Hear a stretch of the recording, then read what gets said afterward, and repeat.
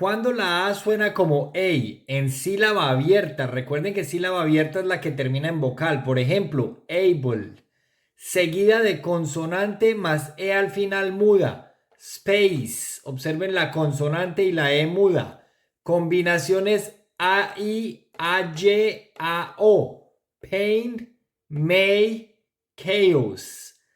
Amasó, ¿cuándo suena como una amasó? Antes de la L, LL, LK, LD, LS. Always. Y con la combinación con W. Water. Window, ventana. Account, cuenta. Air, aire. Cover, cubrir. Light, luz. Desk, escritorio.